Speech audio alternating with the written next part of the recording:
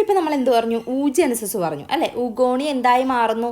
ഓമായിട്ട് മാറുന്ന ആ ഒരു പ്രൊസീജിയർ നമ്മൾ പറഞ്ഞു കഴിഞ്ഞു അല്ലേ? അപ്പോൾ ആ പറഞ്ഞപ്പോൾ ഞാൻ അതിനകത്ത് പറഞ്ഞ കുറച്ച് കാര്യങ്ങളുണ്ട്. എന്താണ്? പ്രൈമറി ഊസൈറ്റ് അറസ്റ്റഡ് ആവും അല്ലേ? അതുപോലെ സെക്കൻഡറി യൂസൈറ്റ് മിയോസ് കംപ്ലീറ്റ് ചെയ്യാണ്ട് അറസ്റ്റഡ് ആവും എന്നൊക്കെ പറഞ്ഞു. അപ്പോൾ ഈ അറസ്റ്റഡ് ആവുന്ന ഓരോ ടൈമിലും ഒക്കെ ഇവർക്ക് എന്ത് നടക്കുന്നുണ്ട്? കുറേ ചേഞ്ചസ് വരുന്നുണ്ട്. മനസ്സിലാവുന്നുണ്ടോ? നമ്മുടെ പ്രൈമറി യൂസൈറ്റിനും സെക്കൻഡറി യൂസൈറ്റിനൊക്കെ ഒരുപാട് ചേഞ്ചസ് വരുന്നുണ്ട്. എങ്ങനെ? ഇവർക്ക് ചുറ്റും കുറേ ലെയേഴ്സ് കൊണ്ട് ഇവർക്ക് എന്ത് ചെയ്യുന്നുണ്ട്? സറൗണ്ട് ചെയ്യുന്നുണ്ട്. ഇവരെ ഇങ്ങനെ സറൗണ്ട് ചെയ്യുന്നത്, അതായത് പല പല തരത്തിലുള്ള ലെയേഴ്സ് കൊണ്ട് ഇവരെ സറൗണ്ട് ചെയ്യുന്ന ആരാണ്? FSH ആണ്. FSH എന്ന് പറയുന്ന ഹോർമോണാണ് എന്ത് ഫോം ചെയ്യുന്നത്? നമ്മുടെ പ്രൈമറി യൂസൈറ്റ് അതുപോലെ സെക്കൻഡറി യൂസൈറ്റിനൊക്കെ ചുറ്റും എന്ത് ഫോം ചെയ്യുന്നത്? കുറേ ലെയേഴ്സ് ഫോം ചെയ്യുന്നത്. മനസ്സിലാവുന്നുണ്ടോ? ഇതാരാണ് പ്രൊഡ്യൂസ് ചെയ്യുന്നത്? പിറ്റ്യൂട്ടറി ഗ്ലാൻഡാണ്.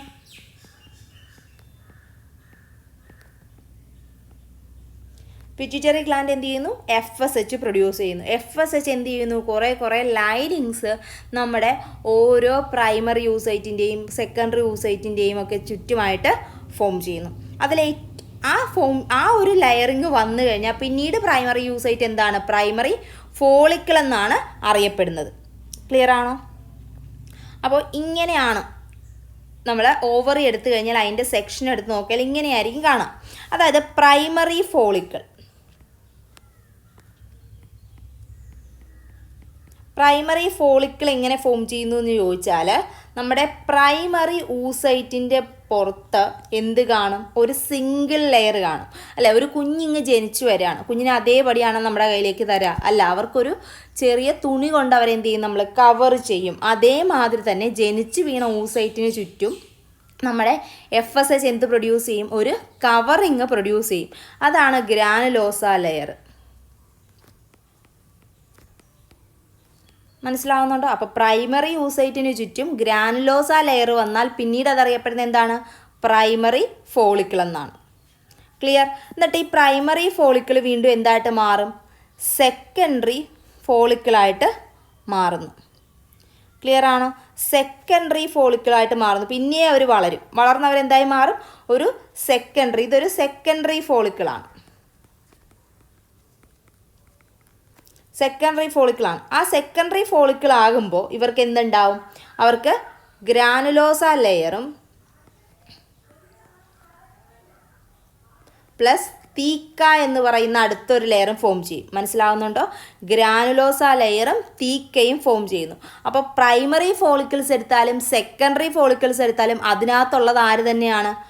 പ്രൈമറി ഊസൈറ്റ് തന്നെയാണ്. മനസ്സിലാവുന്നുണ്ടോ? പ്രൈമറി യൂസൈറ്റ് തന്നെയാണ് എവിടെ കാണുന്നത്? നമ്മുടെ പ്രൈമറി ഫോളിക്കിൾസിനിടയിലും സെക്കൻഡറി ഫോളിക്കിൾസിനിടയിലും കാണപ്പെടുന്നത്. എന്നിട്ട് അത് എന്തിന് വിധേയമാവുന്നു? ഇതെല്ലാം കുഞ്ഞ് ഫീറ്റൽ സ്റ്റേജിലിരിക്കുമ്പോഴാണ്.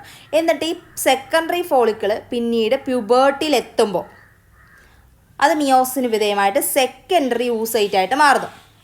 ഓക്കെ, അങ്ങനെ സെക്കൻഡറി യൂസൈറ്റ് ആയാൽ അതിൻ്റെ ചുറ്റും എന്ത് വരും? 2 ലെയർ തീക്ക വരും. അതായത് ഇൻറ്റേണ ആൻഡ് എക്സ്റ്റേണ തീക്ക വരും. അതോടൊപ്പം തന്നെ അതിനു ചുറ്റും എന്ത് ഫോം ചെയ്യും? ഒരു അടുത്ത ലെയർ ഫോം ചെയ്യും. അതാണ് ആൻഡ്രം. മനസ്സിലാവുന്നുണ്ടോ? അപ്പോൾ സെക്കൻഡറി യൂസൈറ്റും 2 layer theca, interna and externa തീക്കയും അതോടൊപ്പം തന്നെ ആൻഡ്രം ലെയറും കൂടി ചേർന്ന് ഫോം ചെയ്യുന്ന ഫോളിക്കിളാണ് ഏത്? Tertiary follicle.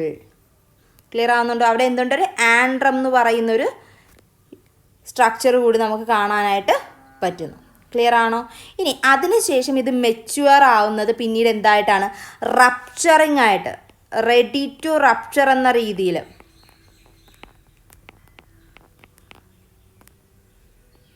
റപ്ചർ ആയിട്ടുള്ള അടുത്തൊരു ഫോളിക്കിൾ ഫോം ചെയ്യും. അതാണ് എന്തെന്ന് പറയുന്നത്? നമ്മുടെ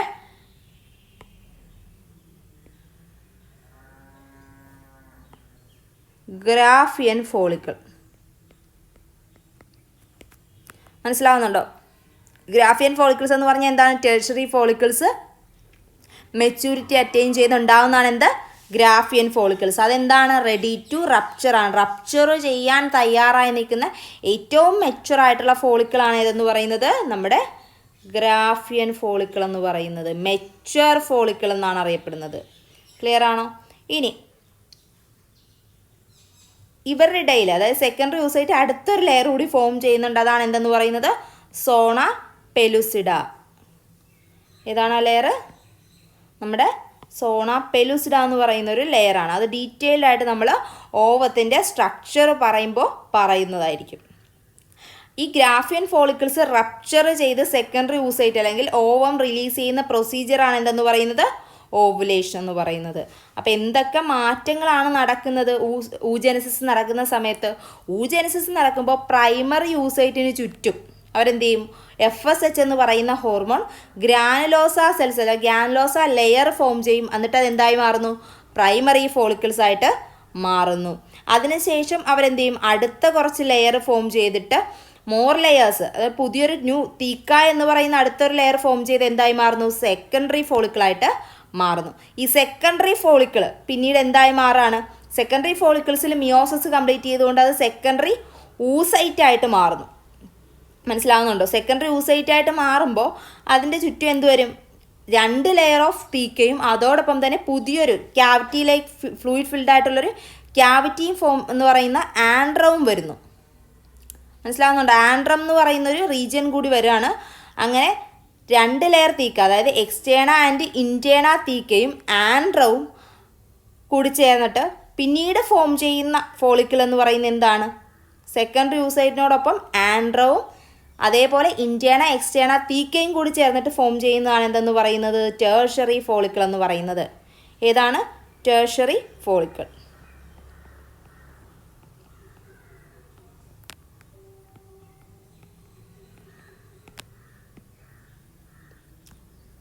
ദെൻ ഈ tertiary follicle maximum growth attain ചെയ്ത് ചേഞ്ചസ് വന്ന് ഗ്രോത്ത് അറ്റൈൻ ചെയ്ത് അതെന്തായി മാറുന്നു?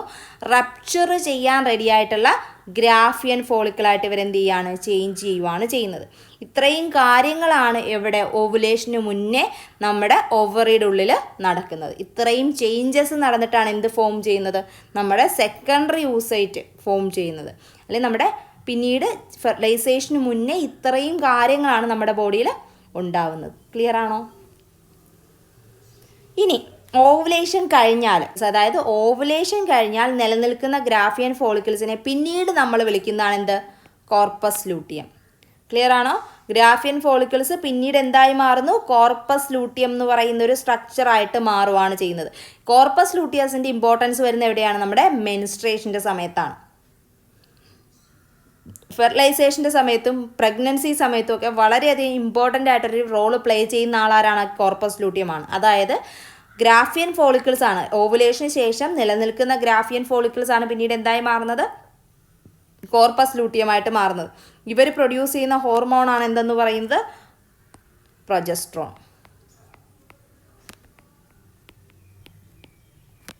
ക്ലിയർ ആണോ? ഓക്കെ. അപ്പോൾ ഇത്രയും ചേഞ്ചസ് വന്നു. പ്രൈമറി ഫോളിക്കിൾ ഉണ്ടായി, സെക്കൻഡറി ഫോളിക്കിൾ ഉണ്ടായി, ടേഴ്സറി ഉണ്ടായി, ഗ്രാഫിയൻ ഫോളിക്കിൾസ് ഉണ്ടായി.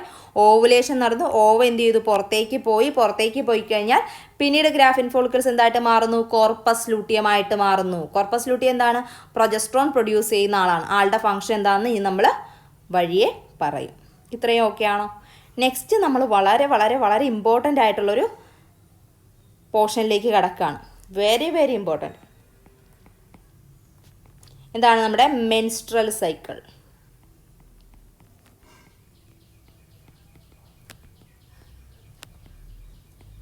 നാൽപ്പത് മുതൽ 50 വയസ്സ് വരെയാണ് മെൻസ്ട്രൽ സൈക്കിൾ ഉണ്ടാവുക. അതായത് പ്യൂബേർട്ടി മുതൽ 40-ാമത്തെയോ 50-ാമത്തെയോ വയസ്സ് വരെയാണ് ഒരു സ്ത്രീയിൽ എന്തുണ്ടാവുക? മെൻസ്ട്രൽ സൈക്കിൾ ഉണ്ടാവുക. പിന്നീട് അവരിൽ അത് ഉണ്ടാവണം എന്നില്ല. ഇപ്പം നമ്മൾ ശബരിമലയിൽ പോകുന്ന പ്രായം പറയുന്നത് കേട്ടിട്ടില്ലേ നിങ്ങൾ? 40-ന് ശേഷം അല്ലെങ്കിൽ മെൻസ്ട്രേഷൻ കഴിഞ്ഞതിന് ശേഷം അല്ലേ നമ്മൾ പറയും അമ്പലത്തിൽ പോകാമെന്ന് പറയും. എന്താണ്? അവരിൽ പിന്നീട് എന്തുണ്ടാവില്ല? ഓവുലേഷനോ ഇത്തരത്തിലുള്ള പ്രൊസീജിയറോ ഉണ്ടാവില്ല. അതിനെ നമ്മൾ വിളിക്കുന്ന പേരാണെന്ത്? മെനോപോസ്. വളരെ ഇമ്പോർട്ടൻ്റ് ആണ്. മെനാർക്ക് എന്ന് പറഞ്ഞാൽ ഫസ്റ്റ് പീരീഡ്സ് ആണ്. പീരീഡ്സിൻ്റെ നിൽക്കുന്ന ആ ഒരു പ്രൊസീജിയറിനെ നമ്മൾ വിളിക്കുന്ന പേരാണെന്ത്? മെനോപോസ്. ക്ലിയർ ആണോ? ഒരു പ്രൈമേറ്റ് ആയിട്ടുള്ള ഇൻഡിവിജ്വൽ അല്ലെ ഒരു സ്ത്രീയിൽ ഒരു ഫീമെയിലിൽ 28-29 ദിവസത്തെ ഇൻ്റർവെല്ലിലാണ് എന്ത് നടക്കുന്നത്? മെൻസ്ട്രൽ സൈക്കിള് നടക്കുന്നത്. മനസ്സിലാവുന്നുണ്ടോ? ഒരു മെൻസ്ട്രൽ സൈക്കിൾ കഴിഞ്ഞ് 28-ാമത്തെയോ 29-ാമത്തെയോ ദിവസമാണ് എന്ത് അടുത്ത മെൻസ്ട്രൽ സൈക്കിള് നടക്കുക. ക്ലിയർ ആണോ? ഇത്രയും ഗ്യാപ്പിലാണ് എന്ത് നടക്കുന്നത്? മെൻസ്ട്രൽ സൈക്കിള് നടക്കുന്നത്. അതല്ലേ നമ്മൾ ഈ മാസം പീരീഡ്സ് ആയി പിന്നെ അടുത്ത മാസം എന്ത് ചെയ്യുള്ളൂ? നമുക്ക് പീരീഡ്സ് വരുള്ളൂ, അല്ലാണ്ട് ആഴ്ചയിലല്ലല്ലോ വരണത്. അപ്പോൾ ഇതാണ് ഇനി നമ്മൾ പറയാൻ പോകുന്നത്. വളരെ വളരെ വളരെ ഇമ്പോർട്ടൻ്റ് ആണ്. മെൻസ്ട്രൽ സൈക്കിൾ എന്ന് പറയുന്നത് വളരെ വളരെ ഇമ്പോർട്ടൻ്റ് ആണ്, പഠിക്കുക.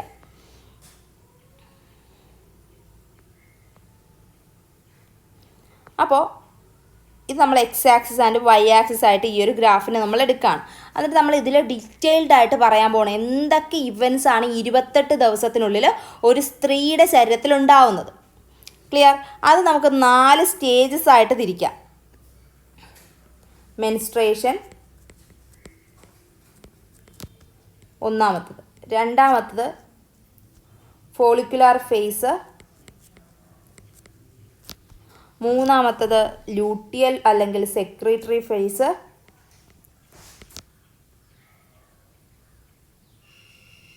Then ovulation.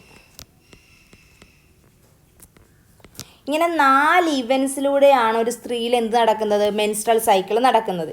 ഈ മെൻസ്ട്രൽ സൈക്കിൾ നടക്കണമെങ്കിൽ അവിടെ ഏറ്റവും മെയിനായിട്ടുള്ള റോള് വഹിക്കുന്ന ആരാണ്? കുറച്ച് ഹോർമോൺസ് ആണ്. അതിൽ ഏറ്റവും മെയിൻലി പറയുന്ന ഹോർമോണാണ് എന്ത്? പിറ്റ്യൂട്ടറി ഹോർമോൺസ് അല്ലെങ്കിൽ ഗൊണാഡോട്രോപിക് ഹോർമോൺസ് ആയിട്ടുള്ള FSHഉം LHഉം. നമ്മൾ മെയിലിൽ ഈ 2 ഹോർമോൺസിൻ്റെ കാര്യം പറഞ്ഞതാണ്. അതേപോലെ സ്ത്രീകളിൽ ഇവരുടെ റോള് വരുന്നത് എവിടെയാണ്? അവരുടെ മെൻസ്ട്രൽ സൈക്കിളിലാണ്. അതിൽ ആദ്യത്തെ ഒന്നാമത്തെ ദിവസം മുതൽ 5ാമത്തെ ദിവസം വരെ ഒരു സ്ത്രീയിൽ എന്തായിരിക്കും? മെൻസ്ട്രേഷൻ അല്ലെങ്കിൽ മെൻസസ് ആയിരിക്കും നടക്കുന്നുണ്ട്. അതായത് നമുക്ക് ബ്ലഡ് ഫ്ലോ. ഇപ്പം എൻ്റെ കേസിലാണെങ്കിൽ എനിക്ക് 1ാമത്തെ ദിവസം മുതൽ 5ാമത്തെ ദിവസം വരെ മെൻസസ് ആണ്. എൻ്റെ എൻഡോമെട്രിയം വോൾ ലെയർ അൺഫെർട്ടിലൈസ്ഡ് ആയിട്ട് എഗ്ഗ് നിൽക്കുന്നതിൻ്റെ ഫലമായിട്ട്, ഫെർട്ടിലൈസേഷൻ നടക്കാത്തതിൻ്റെ ഫലമായിട്ട് എൻഡോമെട്രിയം വോൾ ലെയർ എന്ത് ചെയ്യുന്നു? ഡീജനറേറ്റ് ആവുന്നു, പുറത്തേക്ക് വരുന്നു. അതെനിക്ക് എത്ര ദിവസം വരെ നീണ്ടു നിൽക്കും? 1 മുതൽ 5 ദിവസം വരെ നീണ്ടു നിൽക്കും. ക്ലിയർ? അതിനുശേഷം എൻ്റെ ബോഡിയിൽ എന്ത് നടക്കും? ഫോളിക്കുലാർ ഫോർമേഷൻ നടക്കും. ക്ലിയർ ആണോ? എൻ്റെ ബോഡിയിൽ 6ാമത്തെ ദിവസം മുതൽ എന്ത് നടക്കും? ഫോളിക്കുലാർ ഫോർമേഷൻ നടക്കും. എന്താണ് ഞാൻ പറഞ്ഞു അല്ലേ? നമ്മുടെ പ്രൈമറി യൂസൈറ്റിന് ചുറ്റും ഗ്രാനുലോസ ലെയർ ഫോം ചെയ്യും. അതിനുശേഷം അതിന് തീക്ക ലെയർ ഫോം ചെയ്യും. ദെൻ നമ്മുടെ സെക്കൻഡറി ഫോളിക്കിൾ എന്തായി മാറും? ടേഷറി ഫോളിക്കിളായിട്ട് മാറും. എങ്ങനെ മാറും? അവർക്ക് എന്താണ്? തീക്ക ലെയറും അതുപോലെ ആൻഡ്രം എന്ന് പറയുന്നൊരു ഫ്ലൂയിഡ് ഫിൽഡ് ആയിട്ടുള്ള ക്യാവിറ്റിയും വരുന്നു. ദെൻ അവരെന്തായി മാറുന്നു? ഗ്രാഫിയൻ ഫോളിക്കിൾസ് ആയിട്ട് മാറുന്നു. ഇതിനെല്ലാം ഹെൽപ്പ് ചെയ്യുന്ന ആരാണ്? FSH ആണ്. മനസ്സിലാവുന്നുണ്ടോ? അപ്പോൾ നമ്മുടെ ബോഡിയിൽ മെൻസസിന് ശേഷം എന്ത് ഫോർമേഷൻ തുടങ്ങുന്നു? ഫോളിക്കുലാർ ഫോർമേഷൻ സ്റ്റാർട്ട് ചെയ്യുന്നു. ആ സ്റ്റേജിൽ നമ്മൾ വിളിക്കുന്ന പേരാണെന്ത്? Follicular phase. അതിൽ ഹെൽപ്പ് ചെയ്യുന്ന ആരാണ്? FSH ആണ്. ഇതിന് ഹെൽപ്പ് ചെയ്യുന്ന ആരാണ്? നമ്മുടെ FSH ആണ്. FSH എന്ന് പറയുന്ന ഹോർമോൺ എന്ത് ഡെവലപ്പ് ചെയ്യാൻ തുടങ്ങും? ഫോളിക്കിൾസ് ഡെവലപ്പ് ചെയ്യാനായിട്ട് തുടങ്ങും. ഇത് എത്ര ദിവസം വരെ നീണ്ടു നിൽക്കും? 14ാമത്തെ ദിവസം വരെ നീണ്ടു നിൽക്കുന്നു. ക്ലിയർ ആണോ? അങ്ങനെ FSH ഫോളിക്കിൾസ് ഫോം ചെയ്യുന്നതിൻ്റെയോടൊപ്പം തന്നെ ഫോളിക്കിൾസ് ഡെവലപ്പ് ചെയ്യുന്ന ഫോളിക്കിൾസ് അടുത്തൊരു ഹോർമോണിനെ പ്രൊഡ്യൂസ് ചെയ്യും. അതാണ് എന്തെന്ന് പറയുന്നത്? ഈസ്ട്രജൻ. ക്ലിയർ ആണോ? അപ്പോൾ ഒരു പെൺകുഞ്ഞ് വലുതായി വരികയാണ് അല്ലേ? അപ്പോൾ അവരെ കല്യാണം കഴിപ്പിച്ച് വിടാനുള്ള തയ്യാറെടുപ്പുകളെല്ലാം ഒരു വീട്ടുകാർ നടത്തൂലേ? വീട്ടുകാരെല്ലാവിധ തയ്യാറെടുപ്പുകളും നടത്തും. അങ്ങനെ തയ്യാറെടുക്കുന്നതിന് അവർ പൈസ കൂട്ടി വെക്കും. കല്യാണം കഴിപ്പിക്കാനായിട്ട് പൈസ എല്ലാം ശരിയാക്കി വെക്കും. ആ ശരിയാക്കി വെക്കുന്ന പൈസയെ നമ്മൾ വിളിക്കുന്ന പേരാണെന്ത്? Endometrium wall layer. കണ്ടോ? നമ്മുടെ യൂട്രൈൻ വോളിൽ എന്ത് ഫോം ചെയ്യും മക്കളെ? 5ാമത്തെ ദിവസം വരെ ചെറിയ രീതിയിൽ എന്ത് ഫോം ചെയ്യാൻ തുടങ്ങും? എൻഡോമെട്രിയം വോൾ ലെയർ ഫോം ചെയ്യാൻ തുടങ്ങും. വോൾ ലെയർ ഫോം ചെയ്യിക്കുന്ന ആരാണ്? നമ്മുടെ ഈസ്ട്രജനാണ്. ഇവിടെ ഈസ്ട്രജൻ എന്ത് ചെയ്യും? എൻഡോമെട്രിയം ഫോം ചെയ്യും.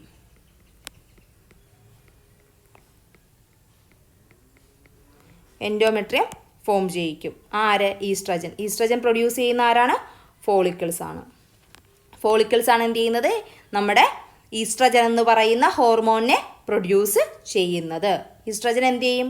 ഈസ്ട്രജൻ പോയിട്ട് നമ്മുടെ യൂട്രൈൻ വോള് തിക്കൻഡ് ആക്കാൻ തുടങ്ങും. ഏത് യൂട്രൈൻ വോളിനെ? എൻഡോമെട്രിയം യൂട്രൈൻ വോളിനെ തിക്കൻഡ് ആക്കാൻ തുടങ്ങുന്നു. മനസ്സിലാവുന്നുണ്ടോ? അങ്ങനെ 14ാമത്തെ ദിവസം എത്തും. അതായത് നമ്മുടെ മെൻസസ് കഴിഞ്ഞ് അടുത്ത ദിവസം മുതൽ എന്ത് ഫോം ചെയ്യും? ഫോളിക്കിൾസ് ഫോം ചെയ്യും. വരുന്ന ഫോളിക്കിൾ എന്ത് ചെയ്യും? ഈസ്ട്രജനെ പ്രൊഡ്യൂസ് ചെയ്യും. ഈസ്ട്രജൻ പോയിട്ട് യൂട്രൈൻ വോള് പ്രൊഡ്യൂസ് ചെയ്യും. എന്തിനു വേണ്ടിയിട്ടാണ്? കുഞ്ഞ് വരണം, കുഞ്ഞിന് കിടക്കണം, വേണ്ടേ? കുഞ്ഞിനൊരു വീട് വേണം, വീടിന് വേണ്ടിയിട്ട്. അങ്ങനെ 14ാമത്തെ ദിവസം ഒരു സ്ത്രീയുടെ ശരീരത്തിൽ FSHും LHും ഈസ്ട്രജനും ഒക്കെ ഹൈ ലെവലിലായിരിക്കും. മനസ്സിലാവുന്നുണ്ടോ? FSHും LHും ഈസ്ട്രജനും ഒക്കെ ഹൈ ലെവലിലായിരിക്കും. ഇതിനെ നമ്മൾ LH സ്ട്രഗ് എന്ന് പറയുന്നു. എത്രാമത്തെ ദിവസം? 14ാമത്തെ ദിവസമായിട്ടാണ് നമ്മൾ കണക്കാക്കുന്നത്. ക്ലിയർ? അങ്ങനെ LH കൂടുമ്പോൾ എന്ത് സംഭവിക്കും? നമ്മുടെ ഗ്രാഫിയൻ ഫോളിക്കിൾ അങ്ങോട്ടേക്ക് റപ്ചർ ആകും. LH എന്ത് ചെയ്യും? ഗ്രാഫിയൻ ഫോളിക്കിളിനെ എന്ത് ചെയ്യും? റപ്ചർ ചെയ്യും. ക്ലിയർ ആണോ? LH 14ാമത്തെ ദിവസം LHും FSHും ഈസ്ട്രജൻ്റെ അളവെന്ന് പറയുന്നത് വളരെ കൂടുതലാണ്. എൻഡോമെട്രിയം വോളർ ഇങ്ങനെ തിക്കണ്ടായി വന്നുകൊണ്ടിരിക്കുകയാണ്. LHൻ്റെ അളവ് കൂടുന്നതിൻ്റെ ഫലമായിട്ട് ഗ്രാഫിയൻ ഫോളിക്കിൾസ് എന്ത് ചെയ്യും? റപ്ചർ ചെയ്യും. ക്ലിയർ ആണോ? അങ്ങനെ റപ്ചർ ചെയ്യുമ്പോൾ നമ്മുടെ ഓവ എന്ത് ചെയ്യും? പുറത്തേക്ക് വരും. ആ പ്രൊസീജിയറിനെ നമ്മൾ വിളിക്കുന്ന പേരാണെന്ത്? ഓവുലേഷൻ. മനസ്സിലാവുന്നുണ്ടോ? ഓവം പുറത്തേക്ക് വരുന്ന പ്രൊസീജിയർ ആണെന്തെന്ന് പറയുന്നത് ഗ്രാഫിയൻ ഫോളിക്കിൾ പൊട്ടിച്ച് ഓവം പുറത്തേക്ക് വരുന്ന പ്രൊസീജിയർ ആണെന്തെന്ന് പറയുന്നത് ഓവുലേഷൻ. ക്ലിയർ ആണോ? ഓവുലേഷൻ നടന്നു, ഓവം പുറത്തേക്ക് വരുന്നു. ഓവം ആരെ പ്രതീക്ഷിച്ചിരിക്കുകയാണ്? ആളുടെ വരനെ പ്രതീക്ഷിച്ചിരിക്കുകയാണ്. ആരാണ് നമ്മുടെ ഓവത്തിൻ്റെ ഗ്രൂം എന്ന് പറയണത്? സ്പേം ആണ്. സ്പേം വരും എന്ന് വിചാരിച്ചിട്ടാണ് ഓവം പുറത്തേക്ക് വന്നിരിക്കുകയാണ്. നമ്മുടെ യൂട്രസും വിചാരിക്കുകയാണ് ഇപ്പോൾ എനിക്ക് വേണ്ട കുഞ്ഞ് റെഡിയായി ഇങ്ങോട്ട് വരും എന്ന് യൂട്രസ് വിചാരിക്കുകയാണ്. പക്ഷേ എന്ത് വരില്ല? സ്പേം വരില്ല മക്കളെ, സ്പേം വരില്ല. അപ്പോൾ എൻഡോമെട്രിയം വോൾ യൂട്രസിന് അറിയില്ല, ഫെർട്ടിലൈസേഷൻ നടക്കില്ല എന്ന് യൂട്രസിന് അറിയത്തേ ഇല്ല. ആള് മാക്സിമം ഈസ്ട്രജൻ എന്ത് ചെയ്യും? മാക്സിമം ആയിട്ട് എൻഡോമെട്രിയത്തിന് എന്ത് ചെയ്തുകൊണ്ടിരിക്കും? തിക്കുണ്ടാക്കിക്കൊണ്ടേയിരിക്കും ഈ ദിവസങ്ങളിലെല്ലാം. പക്ഷേ നമ്മുടെ ഓവം പുറത്ത് നിൽക്കുകയാണ്. ആര് വരും എന്ന് വിചാരിച്ചിട്ട്? സ്പേം വരും എന്ന് വിചാരിച്ചിട്ട്.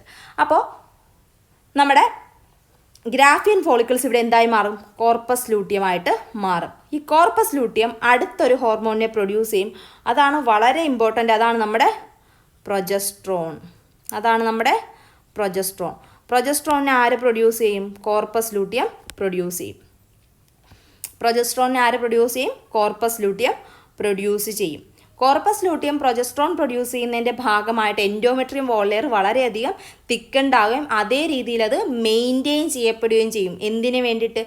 ഫെർട്ടിലൈസ്ഡ് ആയിട്ടുള്ള എഗ്ഗ് എവിടെ ചെന്ന് ഇംപ്ലാന്റ് ചെയ്യാൻ? യൂട്രൈൻ വോളിൽ ചെന്നിട്ട് ഇംപ്ലാന്റ് ചെയ്യാൻ. അൺഫോർച്ചുനേറ്റ്ലി ഫെർട്ടിലൈസേഷൻ നടക്കില്ല. നമ്മുടെ കോർപ്പസ് ലൂട്ടിയം പറ്റിക്കപ്പെടുമ്പോൾ കോർപ്പസ് ലൂട്ടിയം ആരായിട്ട് മാറും? കോർപ്പസ് ആൽബിക്കൻസ് ആയിട്ട് മാറുന്നു. എന്നിട്ട് ആളെന്ത് ചെയ്യും? ആ ദേഷ്യത്തിൽ പ്രൊജസ്ട്രോണിൻ്റെ ലെവൽ അങ്ങോട്ടേക്ക് എന്ത് ചെയ്യും? പ്രൊജസ്ട്രോണിൻ്റെ ലെവൽ എന്താവും? താഴും. പ്രൊജസ്ട്രോണിൻ്റെ ലെവൽ താഴുമ്പോൾ എൻഡോമെട്രിയം വോൾ ആയുസ് തീർന്നു. എൻഡോമെട്രിയം വോൾ അവിടെ മരിച്ചു വീഴും. എങ്ങനെ മരിച്ചു വീഴും? ആൾ ഡീജനറേറ്റ് ചെയ്ത് വീണ്ടും പുറത്തേക്ക് പോകുന്നു. അതാണ് എന്തെന്ന് പറയുന്നത്? മെൻസ്ട്രേഷൻ എന്ന് പറയുന്നത്. നമുക്ക് മെൻസസ് വീണ്ടും സ്റ്റാർട്ട് ചെയ്യും. വീണ്ടും 1ാമത്തെ ദിവസം 3ാമത്തെ ദിവസം വരെ എന്ത് നടക്കും? ബ്ലഡ് ഫ്ലോ നടക്കും. 1 മുതൽ 3 5 ദിവസം വരെ ബ്ലഡ് ഫ്ലോ നടക്കുന്നു. അടുത്ത ദിവസം മുതൽ FSH എന്ത് പ്രൊഡ്യൂസ് ചെയ്യാൻ തുടങ്ങുന്നു? ഫോളിക്കിൾസ് പ്രൊഡ്യൂസ് ചെയ്യാൻ തുടങ്ങുന്നു. ഫോളിക്കിൾസ് എന്ത് പ്രൊഡ്യൂസ് ചെയ്യുന്നു? ഈസ്ട്രജൻ പ്രൊഡ്യൂസ് ചെയ്യുന്നു. ഈസ്ട്രജൻ എന്ത് ചെയ്യുന്നു? യൂട്രൈൻ വോളിലായിട്ടുള്ള എൻഡോമെട്രിയത്തിനെ തിക്കുണ്ടാക്കി തുടങ്ങുന്നു. വീണ്ടും 14ാമത്തെ ദിവസം എടുത്തുന്നു. 14ാമത്തെ ദിവസം LH ഹൈ ആവുന്നു. എന്നിട്ട് അവരെന്ത് ചെയ്യുന്നു? ഗ്രാഫിയൻ ഫോളിക്കിൾസിനെ റപ്ചർ ചെയ്തിട്ട് ഓവത്തിനെ റിലീസ് ചെയ്യുന്നു. ആ പ്രോസസ്സിനെ നമ്മൾ വിളിക്കുന്ന പേരാണെന്ത്? ഓവുലേഷൻ കഴിഞ്ഞതിന് ശേഷം ഗ്രാഫിയൻ ഫോളിക്കിൾസ് എന്തായിട്ട് മാറുന്നു? കോർപ്പസ് ലൂട്ടിയമായിട്ട് മാറുന്നു. കോർപ്പസ് ലൂട്ടിയം ആരെ പ്രൊഡ്യൂസ് ചെയ്യുന്നു? പ്രൊജസ്ട്രോണിനെ പ്രൊഡ്യൂസ് ചെയ്യുന്നു. പ്രൊജസ്ട്രോൺ ആരെ അവിടെ നിലനിർത്തുന്നു? എൻഡോമെട്രിയം വോൾ ലെയറിനെ അവിടെ തന്നെ നിലനിർത്തുന്നു, ഫെർട്ടിലൈസേഷൻ നടക്കാൻ വേണ്ടിയിട്ട്. പക്ഷേ നമ്മുടെ ഓവം ചതിക്കപ്പെടും. ഓവത്തിന് ആര് വരില്ല? ഓവത്തിനടുത്തേക്ക് സ്പേം വരില്ല. പിന്നീട് കോർപ്പസ് ലൂട്ടിയം ചതിക്കപ്പെട്ടത് മനസ്സിലാക്കുകയും പ്രൊജസ്ട്രോണിൻ്റെ അളവ് കുറയ്ക്കുകയും ചെയ്യുന്നു. കോർപ്പസ് ലൂട്ടിയം ഡീജനറേറ്റ് ചെയ്തുകൊണ്ട് കോർപ്പസ് ലൂട്ടിയം പ്രൊജസ്ട്രോണിൻ്റെ അളവ് എന്ത് ചെയ്യുന്നു? കുറയ്ക്കുന്നു. പ്രൊജസ്ട്രോണിൻ്റെ അളവ് കുറഞ്ഞപ്പോൾ എൻഡോമെട്രിയം വോൾ ലെയർ അവിടെ എന്ത് ചെയ്യും? മരിച്ചു വീഴുന്നത് എങ്ങനെയാണ്? മെൻസസ് ആയിട്ട് അവർ വീണ്ടും പുറത്തേക്ക് പോകും. ഈ ഒരു സൈക്കിൾ വീണ്ടും എന്ത് ചെയ്തുകൊണ്ടിരിക്കുന്നു? കണ്ടിന്യൂ ചെയ്തുകൊണ്ട് ഇരിക്കുന്നു. ക്ലിയർ ആണോ?